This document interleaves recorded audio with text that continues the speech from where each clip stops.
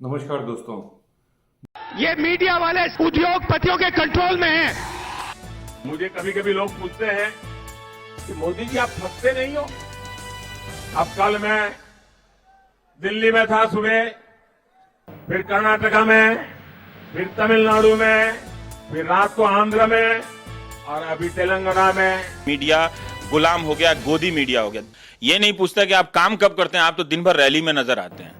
जब रैली में नजर नहीं आते तो आप मन की बात कर रहे होते, हर समय आप टीवी पे नजर आते हैं। आप रैली कर रहे थे ना, आप अपने लिए, आप देश के लिए काम थोड़ी कर रहे थे। नरेंद्र भाई, आपको क्या लगता है जिस तरह का चुनाव यहाँ पर लड़ा गया, जो चुनाव आपने लड़ा, आपकी हालत वैसी है जैसे परीक्षार्थी परीक्षा के लिए कई दिनों तक मेहनत करता है और आज पर्चे का दिन है? चुनाव के लिए मैंने मेहनत नहीं की है। मैंने मेहनत की है 5 करोड़ गुजरातियों का भला करने के लिए, 5 करोड़ गुजरातियों का विश्वास जीतने के लिए। और मैं मानता हूं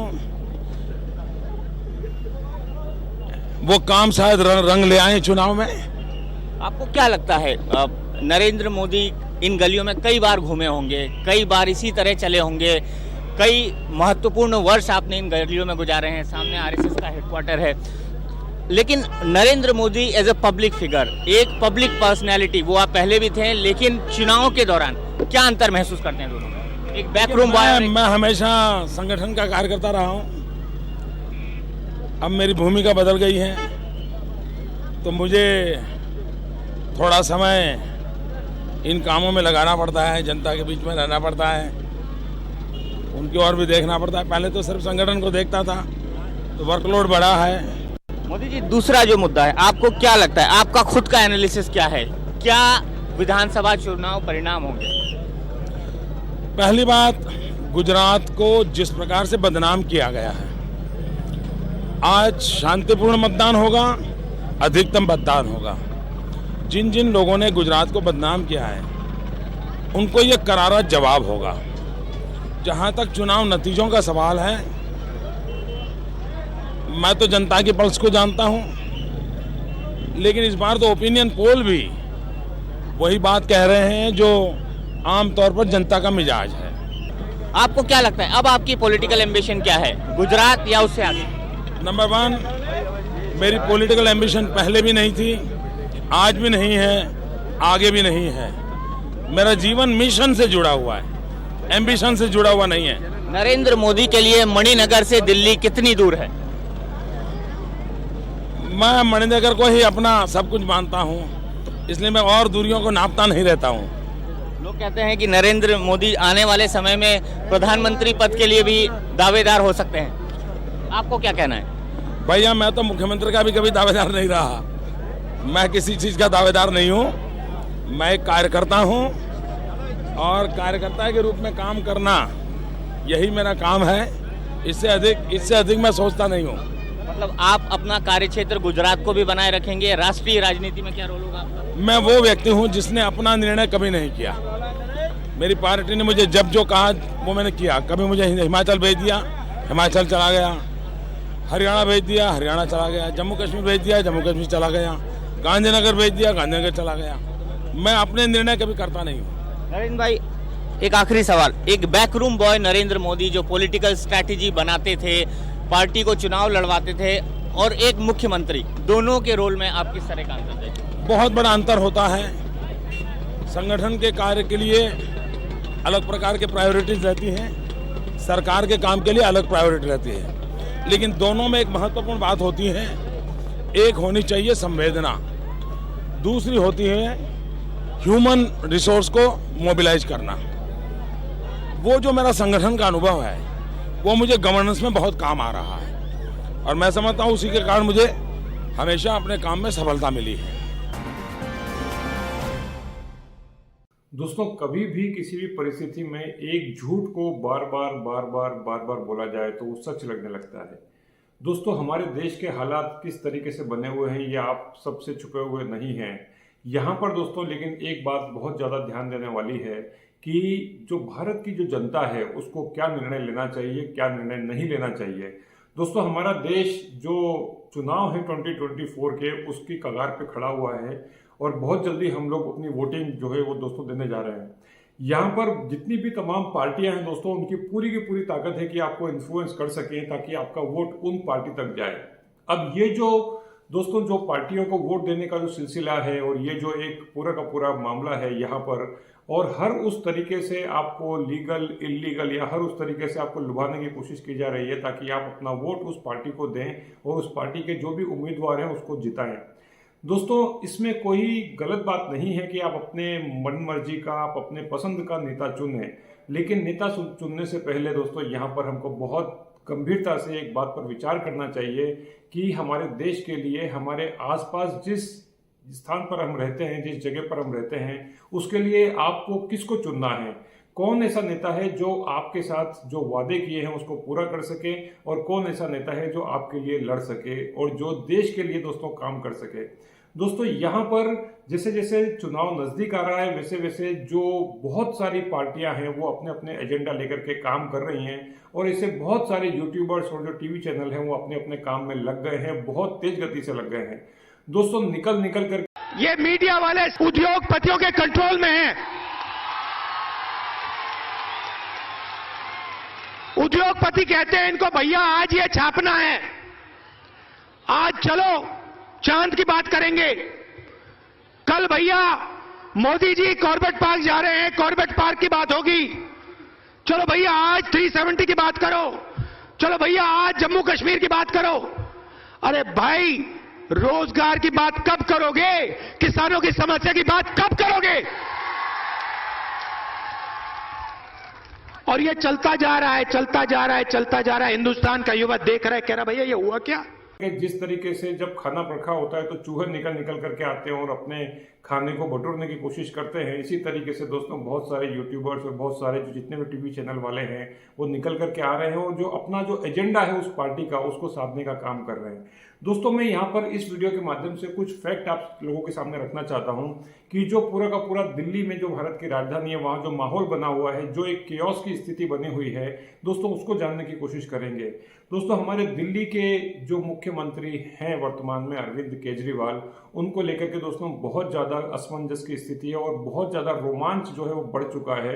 यहाँ पर बहुत सारी चीज़ें निकल करके सामने आ रही हैं। Unprecedented has happened in India. A sitting chief minister has been arrested. We're talking about Arvind Kejriwal. He heads the government in Delhi. He also leads the Aam Aadmi Party. It's one of the 6 national parties recognized by the Election Commission of India. So he is an important. कल शाम मैं jail में अरविंद जी से मिलने गई। उन्हें diabetes है, sugar level ठीक नहीं चल रहे, लेकिन निश्चय दृढ़ है। 2 दिन पहले उन्होंने दिल्ली की जल मंत्री आतिशी जी को संदेश भेजा था कि लोगों की पानी और सीवर की समस्याओं का समाधान किया जाए। बताइए क्या गलत किया?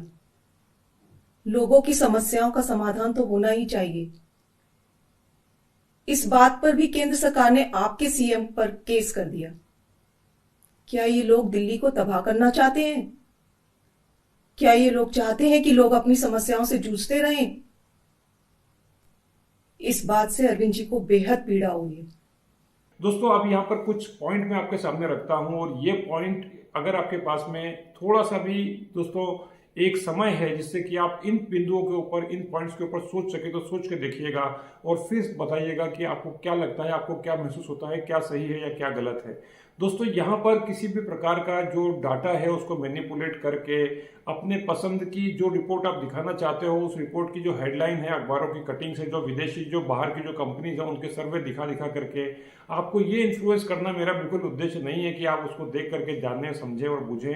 दोस्तों यहाँ पर इंपॉर्टेंट ये होगा, यदि मैं आपको जर्मनी की रिपोर्ट दिखाऊं, स्वीडन की रिपोर्ट दिखाऊं, अमेरिका की रिपोर्ट दिखाऊं या किसी और कंट्री की रिपोर्ट दिखाऊं, इसके कंपेरेटिवली दोस्तों ये इंपॉर्टेंट होगा कि आप जिस जगह पर रहते हैं, जिस देश में रहते हैं, वहां पर दोस्तों क्या हालात हैं उसको समझने की कोशिश कीजिए। दोस्तों ऐसे बहुत सारे टीवी चैनल और यूट्यूबर्स हैं जो बोलते हैं देश बर्बाद हो गया है, लोकतंत्र खतरे में है। दोस्तों देश की न्याय प्रणाली जो है वो खराब हो चुकी है। देश में दोस्तों जो न्यायपालिका है, जो सुप्रीम कोर्ट है, वो हाई कोर्ट है, वो भारतीय जनता पार्टी या जो सत्तारूढ़ पार्टी है उसके इशारों पर चल रही है, या कुछ लोग बोलते हैं कि वो जो नरेंद्र मोदी जो भारत के प्रधानमंत्री हैं उनके इशारों पर चल रही है। दोस्तों ये सोच करके देखिए क्या आपको लगता है कि क्या ये वास्तव में हुआ है? यहाँ पर दोस्तों एक बात मैं आपसे बताना चाहूँगा कि भारत की एक ऐसी पार्टी जो कि किसी और उद्देश्य को लेकर के खड़ी हुई थी भारत में हम सब लोगों के सामने, जिसका उद्देश्य भ्रष्टाचार से भारत को मुक्त करना था। दोस्तों आज उस पार्टी के ही जो शीर्ष के नेता हैं वो भ्रष्टाचार में लिप्त पाए जाते हैं। केजरीवाल हूँ, पर उसे क्या फर्क पड़ता है? मैं आप में से एक हूँ, इससे फर्क पड़ता है। मैं अगर किसी पॉलिटिकल फैमिली से होता या कोई अपराधी होता, क्रिमिनल होता, तो ये लोग मेरा स्वागत करते हैं, मुझे अपनी पार्टी में मिला लेते हैं। पर आज ये लोग मेरे से नफरत करते हैं, ये लोग मेरे से डरते हैं। इसलिए नहीं कि मैं अरविंद केजरीवाल हूँ, इसलिए क्योंकि मैं आप में से एक हूँ। ये आपसे डरते हैं, ये आपकी ताकत से डरते हैं, ये आपकी शक्ति से डरते हैं। और अब समय आ गया है आपको अपनी शक्ति इस्तेमाल करने का। आखिर हम लोग क्या चाहते हैं? हम लोग यही तो चाहते हैं, एक अच्छा देश हो, रहने लायक एक अच्छा देश हो। एक आम आदमी क्या चाहता है? एक आम आदमी चाहता है ईमानदारी से काम करना चाहता है, ईमानदारी से अपना धंधा करना चाहता है और चाहता है उसका परिवार सुख शांति से जिए, उसका परिवार खुश रहे। यही तो चाहता है एक आम आदमी। और इसको पाने के लिए मैं इस देश के सबसे शक्तिशाली, सबसे अमीर और सबसे भ्रष्ट लोगों से भी लड़ने के लिए तैयार हूं। मैं लड़ूंगा और मैं अकेला नहीं लड़ूंगा, हम सब मिलकर उनसे लड़ेंगे। दोस्तों क्या ये न्याय संगत है, क्या ये तर्क संगत है कि जिन अन्ना हजारे के कंधों पर रख करके ये पार्टी आगे बढ़ी थी, आज उन अन्ना हजारे का दूर दूर तक पता नहीं है? और सुनिए अन्ना हजारे खुद इसके बारे में दोस्तों क्या बोलते हैं। दिल्ली के भ्रष्टाचार के विरोध में जो लड़ाई हुई, उसके कारण केजरीवाल मुख्यमंत्री बन गए और आज उन पर आरोप होना इतने दुख की बात है, मैं कह नहीं सकता इसके बारे में। लेकिन मैं पूरा स्टडी करके बाद में विस्तार से बात करूंगा। दोस्तों आप सोच करके देखिए कि एक ऐसा नेता जिसके पास कि 9 बार ईडी ने समन भेजा, जिसको कि नोटिस भेजा, उसके बावजूद भी वो सोए हुए थे। वो कह रहे थे कि हम ये जो ईडी के समन है इसको गलत मानते हैं।